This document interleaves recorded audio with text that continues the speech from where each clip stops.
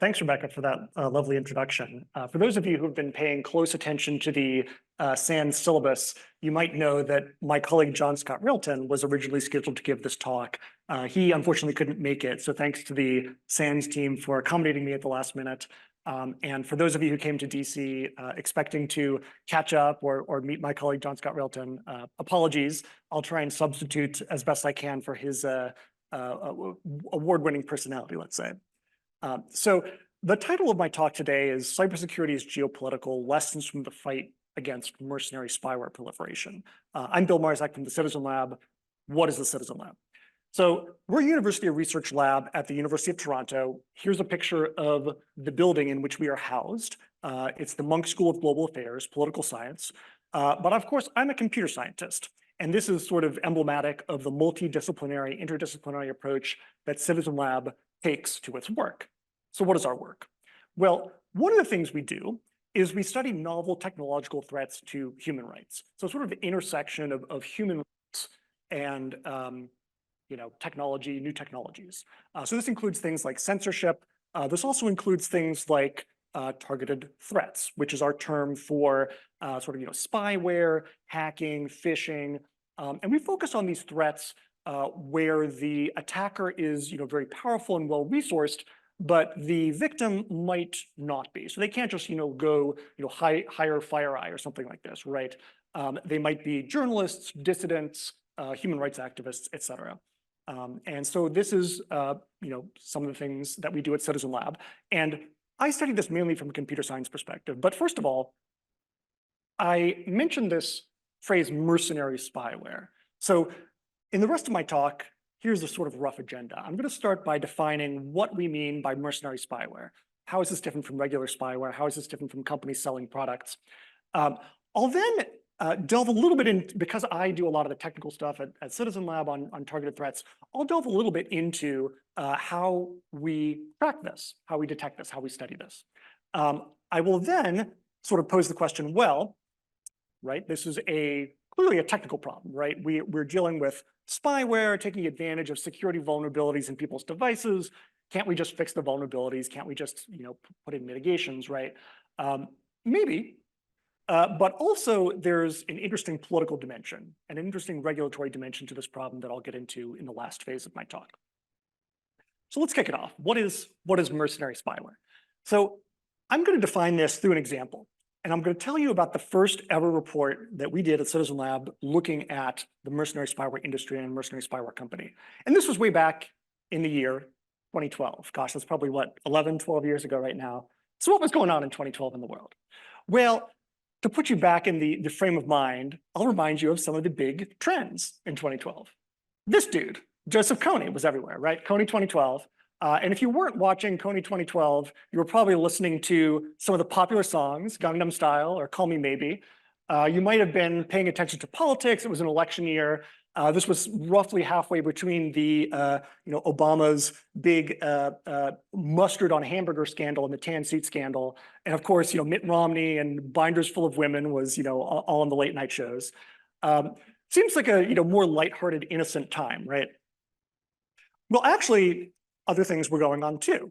And in particular, at Citizen Lab, we had been contacted by two Bahraini activists who were getting dodgy emails in their email accounts. And these emails were sort of things like, look, there's a new report about human rights in Bahrain. An activist was arrested. Here's some photos that he was tortured. Click on the attachment and open it up to see these torture photos. Now, if you're sort of like an ordinary, average person not into human rights, you probably would say, well, torture photos, why do I want to see that? But if you're a human rights activist, this is sort of your bread and butter. So several of the people who received these sorts of emails did go ahead and open the attachments. And what did they get? Well, it's a .rar file. So, an archive, there's other stuff inside it. They extracted it, and Windows displayed this to them, exe.rajab.jpg, which is a little bit odd. It's actually an exe file. This right to left override character, right? Make the file name render backwards. So you pass it off as a JPG file, but it's actually an exe. This is sort of the more innocent days in spyware as well, when you just sent exe files through email and that sort of worked. Thankfully, we've advanced a little bit as a field, and this is no longer feasible. But we were able to, obviously double click on this in a virtual machine, a controlled environment, and see what was going on. And one of the things we noticed is that in memory, when we double click on this, there was a module loaded that had the string FinSpy in it. Interesting. SVN branches FinSpy version 4.0.1. Okay, this sounds like some sort of a product, right? And the other thing we noticed is that our virtual machine started beaconing back to a server in Bahrain. Seems suspicious. We were actually able to locate, though, this FinSpy product.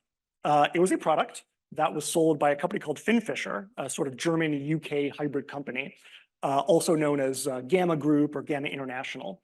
And they advertised this product as a way for law enforcement agencies to spy on, criminals or terrorists.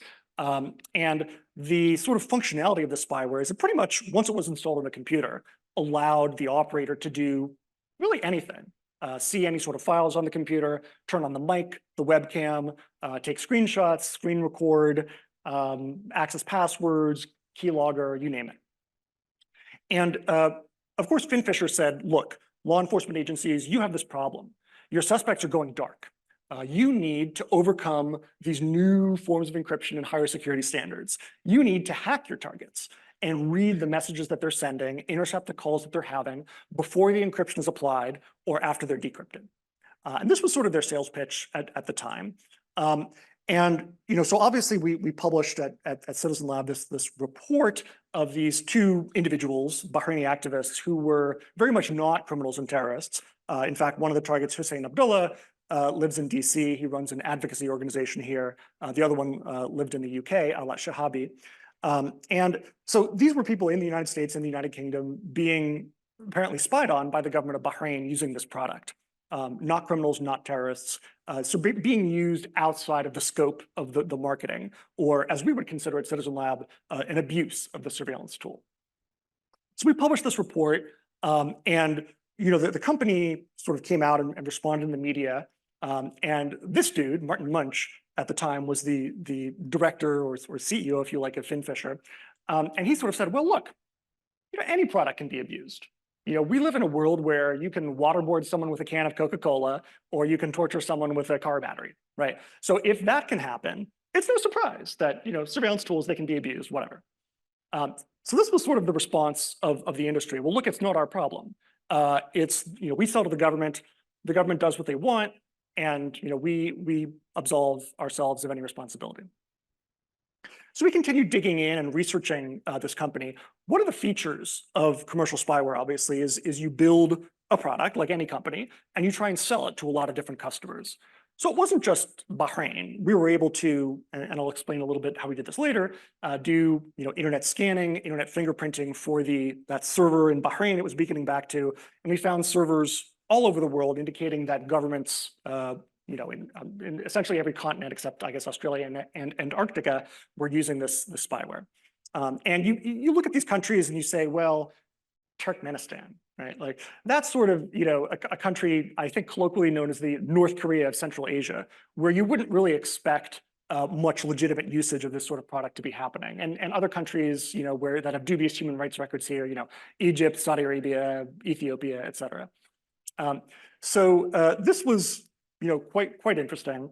One of the things that we also got to see or understand was the sort of inside workings of this company. So after we had published about FinFisher, there was a hacker by the name of Phineas Fisher who claimed to have hacked into FinFisher and leaked a bunch of documents.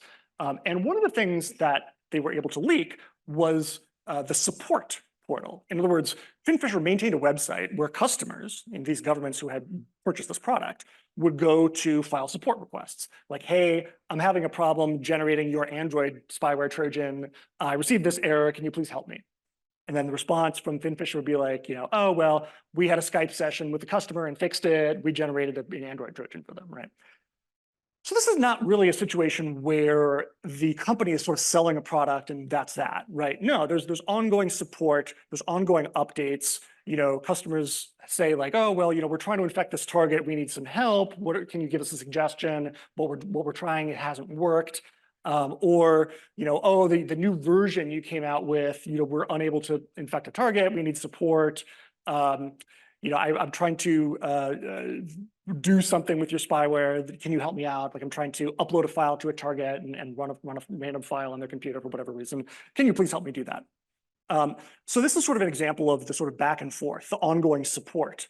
And not only is there support, there's maintenance, right? If you think of a Windows computer, not your phone, but a Windows computer is typically going to have some sort of antivirus product, right? Whether it's Windows Defender or Avast or Kaspersky or AVG or I don't even know the Bitdefender, whatever. So obviously it would be suboptimal, right? If you were an operator of spyware and you send spyware to a target and all of a sudden, boom, their AV says, uh-oh, you're infected, right? That would not only tip off the target, but also prevent their surveillance. So it's no surprise that companies like FinFisher tested. They had 35 or more antivirus products, different, 5 or 6 different Windows versions. They would rigorously test the combinations. Is there any alert generated? Does the spyware work? Does this module work? Does that module work? Do these configuration options work? And so they had this matrix that they shipped to various users. And obviously from time to time, updates happen, right? Spyware companies need to support new versions of operating systems, new versions of the latest spyware or virus definitions from whatever company. So you see clients saying like, oh, Avira detects the thing, Kaspersky detects the thing, Avast detects the thing. We need some help and support. Very much emphasizing this is sort of the back and forth between the customers and the companies, defining this as sort of this is where the sort of mercenary spyware comes in, right? It's not just sell the product and forget it. No, it's ongoing support, ongoing maintenance, without which the product is essentially useless. So fast forward, whatever happened to FinFisher? Well, there was an investigation which was prompted by some of our peer organizations, Reporters Without Borders and Access Now, who found a particular case of abuse in Turkey, filed a criminal complaint in Germany, where FinFisher was based, and eventually German prosecutors charged a few people at the company with circumventing export controls regarding the export of this to Turkey. Okay, well, end of the story, right? Surely, everything is solved. I can just, go sit down and we can move on with the rest of the summit, right? This is the end of the spyware story. Not exactly. No, it's not just this one company. There's a whole industry of companies that make up the mercenary spyware industry. Some of you might have heard of, sort of current market leader, NSO Group, which is a very similar sales pitch to FinFisher's. Terrorists and criminals have gone dark. And the solution, just like FinFisher, is a spyware product that can intercept encrypted communications, turn on your webcam, turn on your microphone, spy on the vicinity of the target. And just like FinFisher, there's a series of slightly, shall we say, bombastic executives behind the company who like to make very interesting statements, which we'll get to in a little bit. And of course, just like FinFisher, there are cases of abuse. Activists in the UAE, supporters of the SOTA tax in Mexico, lawyers, all kinds of NGO workers, various folks in Mexico, Jordanian activists, religious and non-religious activists in Togo, pro-democracy activists in Thailand, media and civil society in El Salvador, dissidents in Catalonia and Spain, journalists at Al Jazeera, New York Times journalists, and activists in Bahrain. The list goes on and on and on, right? Many of you might have seen this case out of the UK, where a UK court ruled that this Pegasus spyware from NSO Group was used by the Emir of Dubai to spy on his ex-wife and her lawyer, who's a lawyer apparently is also a member of the UK House of Lords. Pretty big scandal at the time. And of course, the Pegasus project, which you might have all seen back in 2021, documenting additional cases where the spyware was used against people who are clearly not criminals and terrorists. And of course, just like our friend Martin Munch, the response is, well, this is bad, but it's sort of the cost of doing business. What are you going to do, right? So not only NSO Group, obviously, not only FinFisher, there's other companies. So we published reports at Citizen Lab on a number of companies. Cytrox is Predator spyware. Another bombastic CEO, this dude wearing his More Money t-shirt. So Ivo Milankovsky, very interestingly, is also the CEO of a winery. So wine and spyware, interesting combination. Also, companies like Quadream, Kangaroo, and other companies on the horizon too. Companies in Europe like Cybersecurity and Veriston, companies like Protect in the UAE and Paragon based out of Israel. So quite a big industry of these companies. But how do we know all this, right? What do we do at Citizen Lab that allows us to figure all this stuff out, right? Clearly, these companies that are selling the spyware, one feature that you want in spyware is stealth, right? You don't want the target to know if you're conducting surveillance. You don't want to tip off the target that they're under surveillance. And also, even if you don't care about tipping off the target, you want the surveillance to work, right? So you want it to get around security precautions that the target might be taking or security precautions that are built into our devices. So how do we understand what's going on with this sort of stuff? Well, one way is we do what is, I guess, is colloquially referred to as pivoting in the threat intelligence space. And we combine this with internet scanning. So I'll sort of explain what I mean.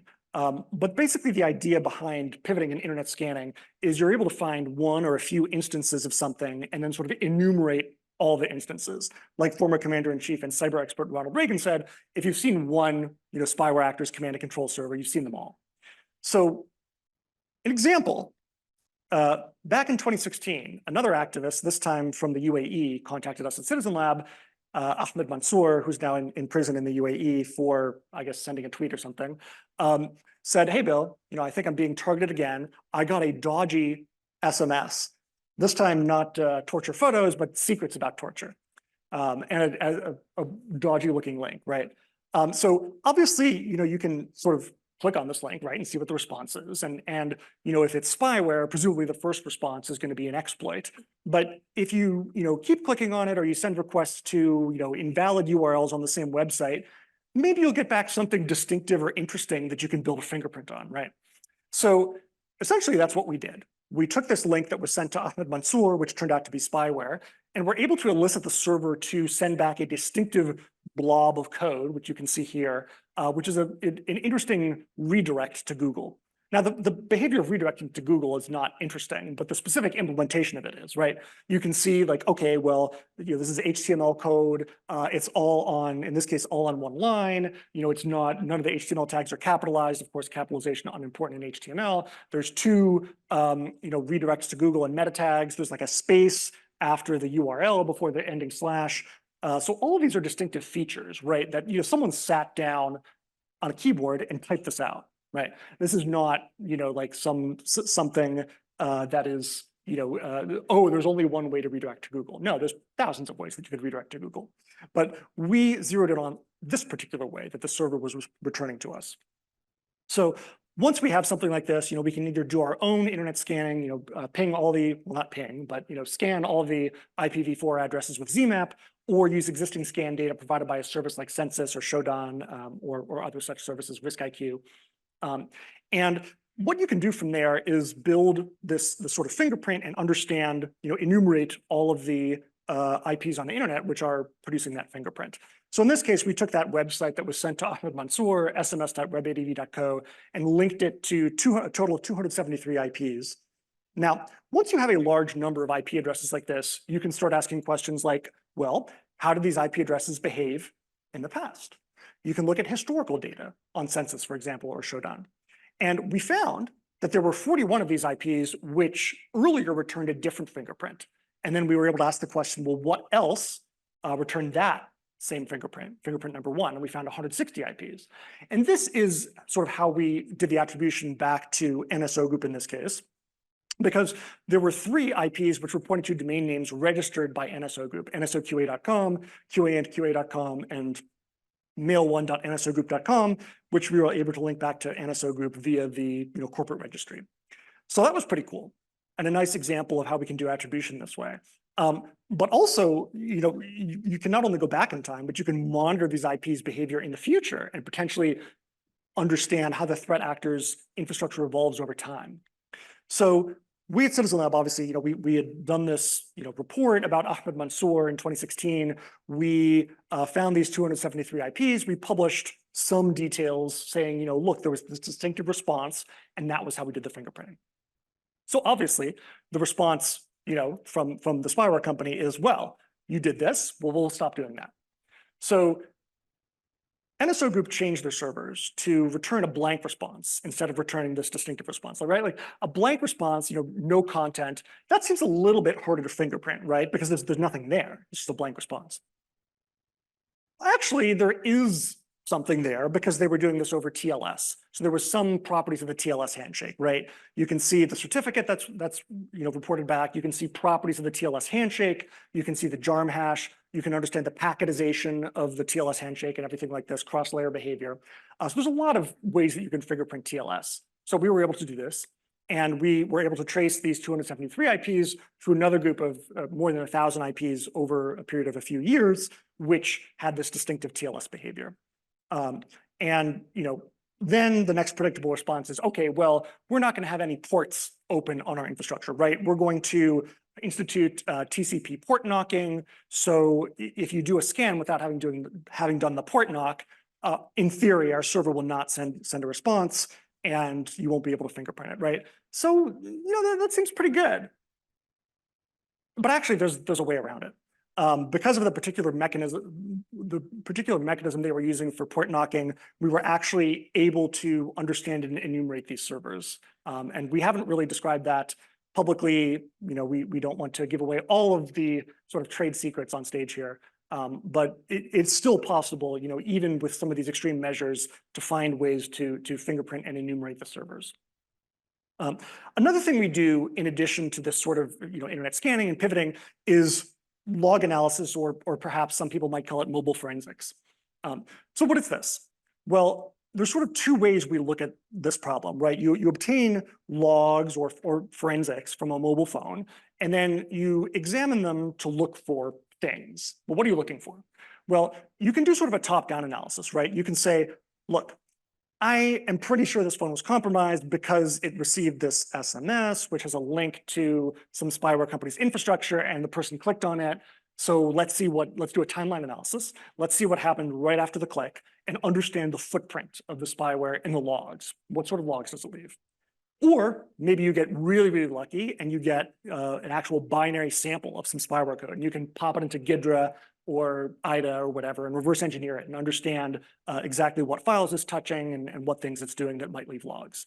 So that's sort of a top-down analysis, and you can use tools like one of our peer organizations, Amnesty International, released this tool MVT, which you can use this to do a timeline analysis on a mobile device.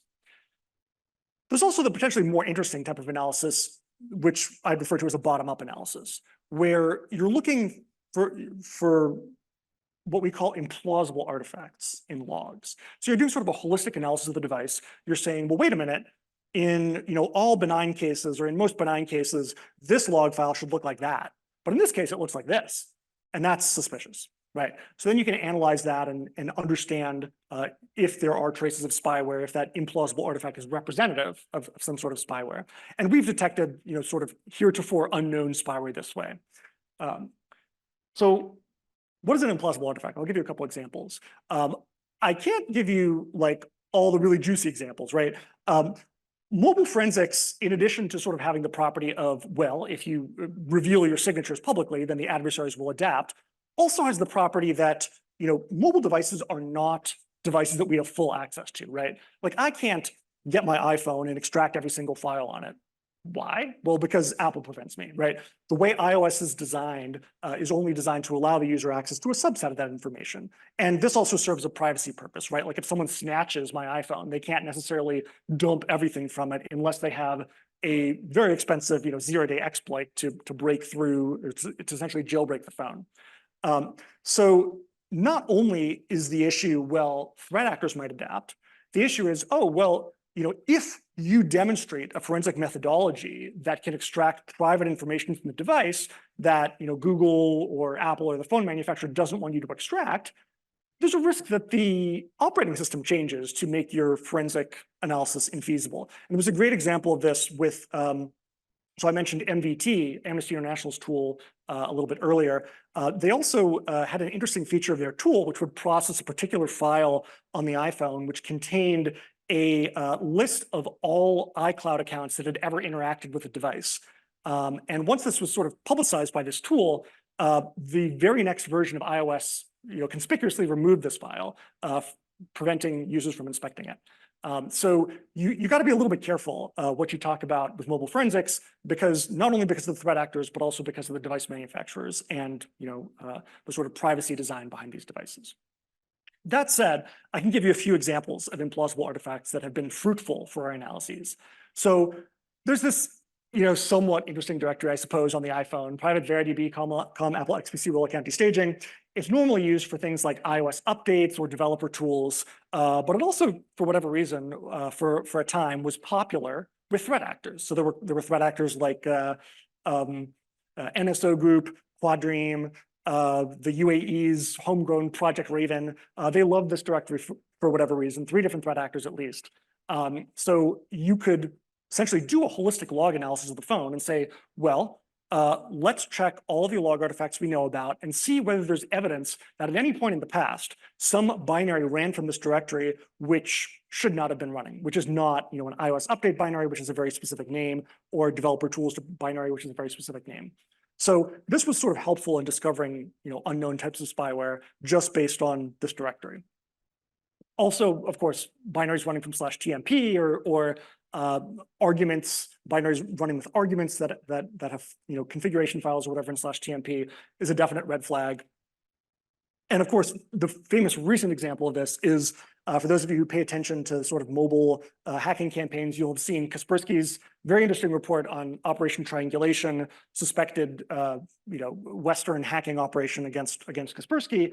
And one of the ways they were able to detect it was looking for processes consuming mobile data on the phone, which weren't supposed to have consumed mobile data. For example, this process backup agent, which is the name of a legitimate process on iOS, but it manages some sort of aspect of like legacy, USB backup and restore, and it shouldn't be using mobile data. But in the cases that Kaspersky identified of this sort of triangulation hacking of iPhones, they noted that this process was using mobile data. So sort of a demonstration, right? Even these very sophisticated threat actors, like potentially, Western intelligence agencies, do leave traces in the logs. And this isn't a surprise, right? There was this great talk from Rob Joyce back at Enigma 2016, and he sort of gave this talk. Here's how to detect even the NSA. Look at the logs, right? So this is sort of a very fruitful approach in addition to the sort of pivoting and internet scanning that we do. Okay, so we have been applying these methodologies. We've generated all these reports of abuse. So what, right? Are we just shouting in the dark? Has anything really changed here? How do we effect change and make it so that there's less abuse of these sorts of mercenary spyware tools? So, okay, well, maybe it's just a technology problem, right? If sort of naming and shaming, publishing all this stuff doesn't really work, what about going after the vulnerabilities that are being exploited by these threat actors, right? In order to break into an iPhone and install spyware on it, you need some pretty juicy, 0-day unknown vulnerabilities that probably retail for millions and millions of dollars. So what if we were to capture and burn those exploits? Wouldn't that be great? Wouldn't that sort of reduce the problem? Well, maybe. So we were contacted back in 2021 by this woman, Lujain Al-Hathlul, a Saudi human rights activist. She was one of the first women to drive in Saudi Arabia before it was legal to do so. And she's contacted us at Citizen Lab and said, well, look, I got a nation state warning from Google. Google sends out these warnings. Some nation state is trying to access your email or whatever. So we did a forensic analysis on her iPhone as part of our response.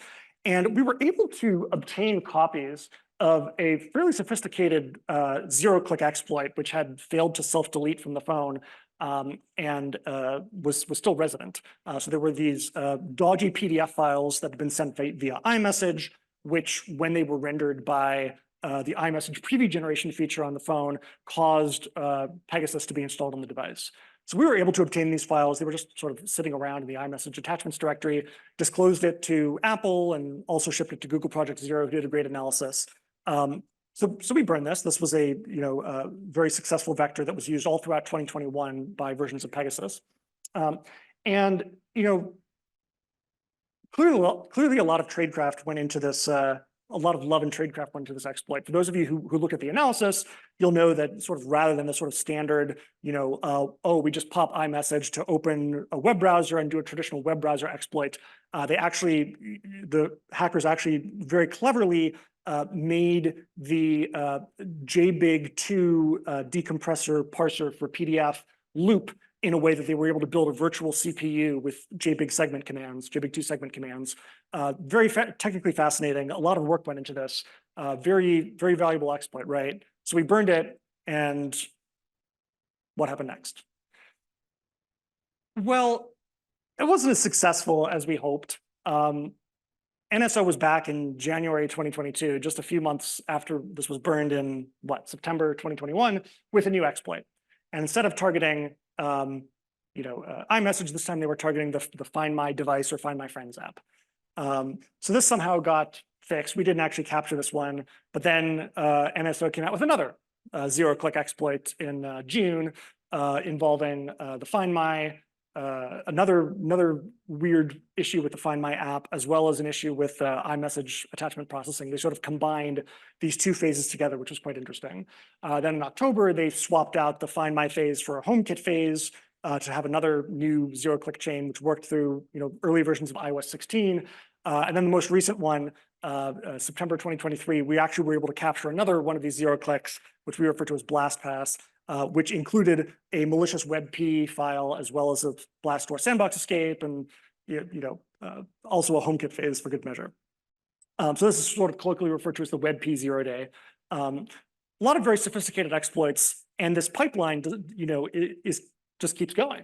We burn the exploits, they come up with new exploits, or the exploits get randomly fixed for whatever reason by random changes to iOS or things like this, and a new exploit emerges, right? So this sort of, burning the exploits, it doesn't hurt, I guess, but it's not necessarily having the effect we want. There's just this, endless pipeline. So what about mitigations, right? Like this is the thing everyone talks about in tech, like, oh, you have an exploit, maybe you fix it, but the more powerful solution, right, is you develop a mitigation to try and eliminate that class of bug or make that class of bug much harder to exploit. So Apple tried this in iOS 14 with a system called Blastdoor, which is essentially a sandbox around iMessage processing and preview generation.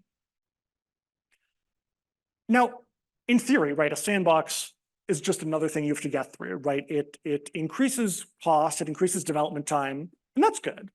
But attackers very clearly adapted, right? So forced entry, the exploit that I mentioned earlier, found a really clever way to bypass Blastdoor. There was some code path that was forgotten by the developers at Apple, I suppose, and NSO found that and found a way to get around it and have an attachment process outside the sandbox. Okay.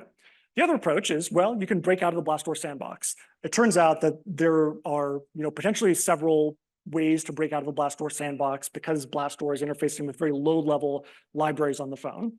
Okay. Or you could target a completely different attack surface, right? You could target HomeKit, you could target Find My, you could target iCalendar, like an attack that we found from another company, Quadream. Or maybe your exploit is so sophisticated, you don't even need to worry about Blastdoor. Like, if you follow Kaspersky's Operation Triangulation talk, you know what I'm talking about here. So yes, it increases the cost. Yes, it doesn't hurt to have a new mitigation or a new sandbox, but it's not a silver bullet, right? Attackers adapt. The market for these sorts of tools adapts. So what about newer mitigations? Well, of course, lockdown mode, iOS 16. This was a pretty powerful mitigation, though it's optional. And what it does that is so powerful for these sorts of sophisticated zero-click attacks, right, is it makes it so that your phone will not automatically process messages that come from untrusted people, right? People not in your contact list. It's not going to go ahead and throw the full power of image IO to render whatever dodgy file they send you for people not in your contact list. So this is pretty good, right? We've even seen it blocking attacks from NSO group, like the HomeKit exploit was blocked by people who had enabled lockdown mode. And in some cases, people were alerted by lockdown mode, like attacker email attempted to access a home.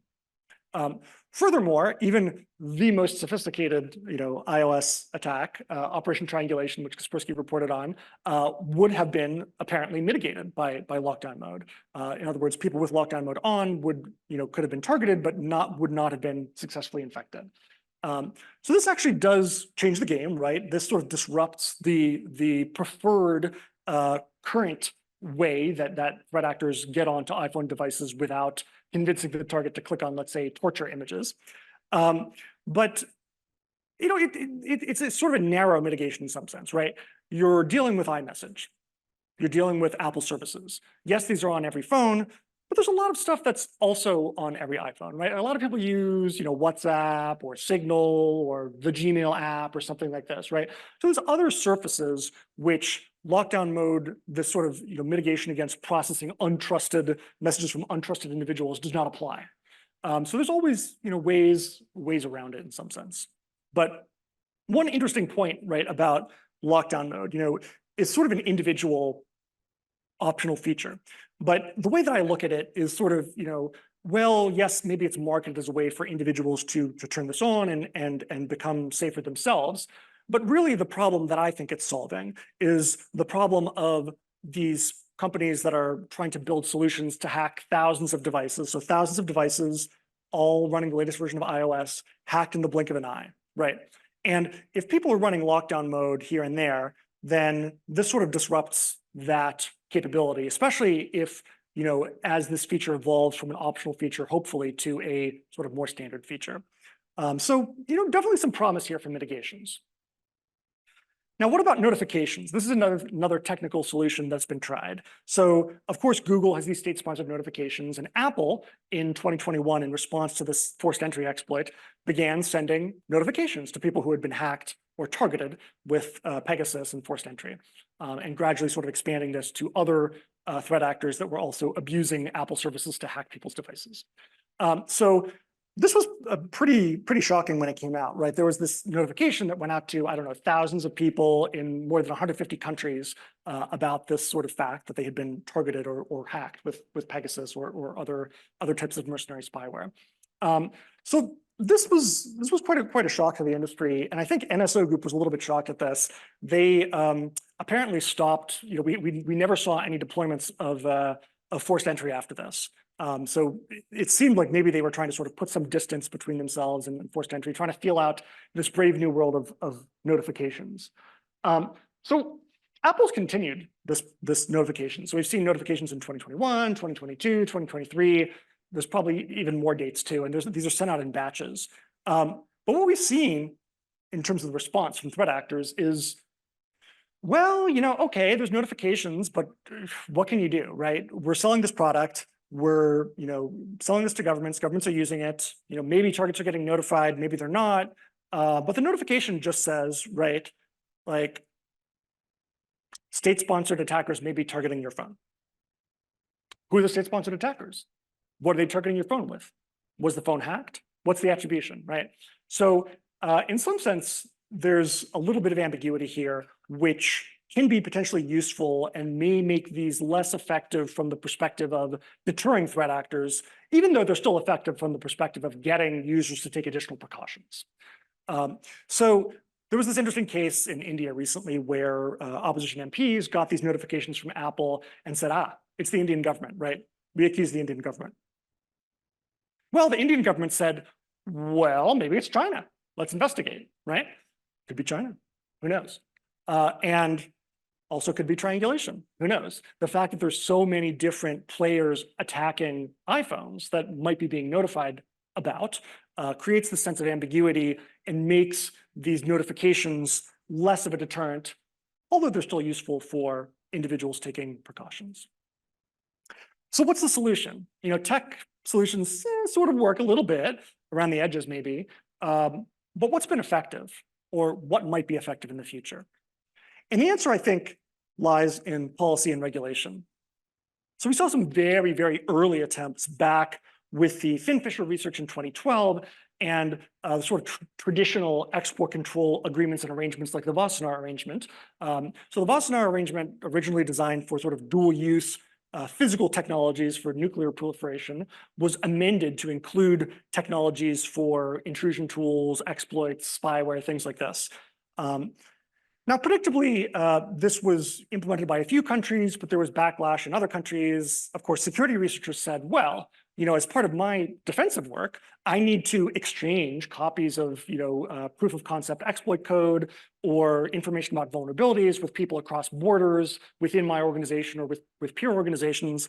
So if this is implemented as written, this might stymie legitimate defensive efforts. Okay, fair enough.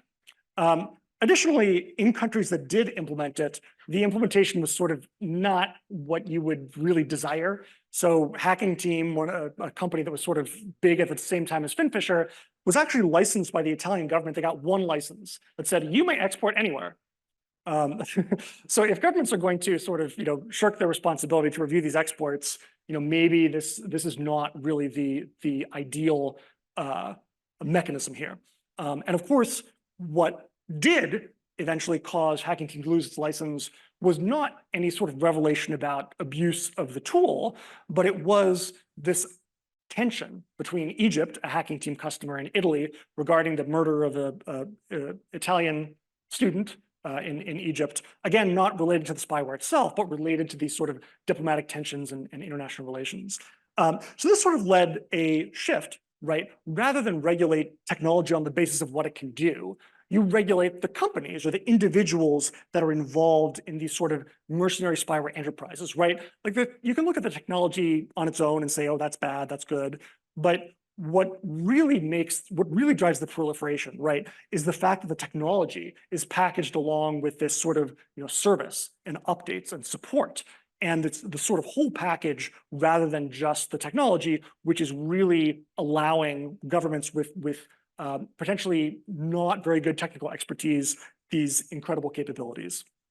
So this has sort of led, if we look at some of the spyware companies these days and their various policies, for example, NSO Group and Pegasus, they have a very interesting policy which says, look, foreign customers outside of Israel can't spy on Israel, Iran, Russia, China, or the United States. It's kind of an interesting list of countries, right? So obviously there's the concept of, well, we don't want to make our allies mad. Don't spy on the United States, right? Don't spy on Russia. But you also don't want to give your enemies a chance to capture the technology or have foreign customers interfering with your own government's espionage, right? Which could be the rationale behind listing countries like Iran. But again, the constraints here on the use and proliferation of the tool are geopolitical rather than technical. Additionally, after we disclosed to the Princess Haya and her lawyers in the UK that they might be under attack, NSO Group somehow found out that we disclosed this and blocked spying on UK numbers, which was good. Again, who knows whether this is an enduring regulation, but this was certainly a disruption caused by the sort of geopolitical constraints, right? You're spying on a member of the House of Lords in the UK, maybe that's going to cause an incident. And of course, the Pegasus project, you'll all recall the most prominent target alleged to have been hacked with Pegasus in the Pegasus project was Emmanuel Macron. And this caused somewhat of a diplomatic crisis between Israel, where NSO Group is based, and France, where Macron is based. And part of the resolution, or the proposed resolution, was to ban hacking against French numbers. Okay, so you can see these sort of geopolitical exceptions or constraints being carved out. Additionally, the real big move in this space came when the US government sort of realized, even though NSO customers are not allowed to hack American numbers, they can still hack Americans. They can still hack US government employees over abroad using non-US numbers, right? So there was this crisis of US State Department phones in Uganda and other countries being hacked, which was one of the factors that led the US Commerce Department to put NSO Group and other commercial spyware companies, other mercenary spyware companies on a sort of naughty list. The first order impacts of this are not super important, right? Like American-made products cannot be sold to NSO Group, but the major impact is sort of more of a signal, right? There was also a case of another company, Citrox, with their Predator spyware. The Vietnamese government had purchased this and was mentioning US senators on Twitter replying to tweets mentioning US senators on Twitter with links designed to infect people who clicked, potentially targeting the US Congress with mercenary spyware. And this sort of led again to the Commerce Department designation of Citrox and Intellex and related entities. Again, first order impacts, you can't buy US products, but the real impact, right, is sort of a signal. Don't do business with these companies, right? I've talked to people in the cybersecurity industry, people in the cloud computing industry, people in various cyber industries who say, oh, NSO Group, we don't want to do business with them. And I'm like, why? Oh, well, they're blacklisted, right? Like they're on this US Commerce Department list, we'll get in trouble. And well, if you look at it from a legal perspective, no, you probably won't get in trouble because selling services is not covered by this Commerce Department designation. It's perfectly legal to sell services to NSO Group, but it's sort of more the signaling aspect. Like these guys are on the bad list. You don't want to hang out with them, right? So that's sort of been the major impact of the commerce designations as we've seen it.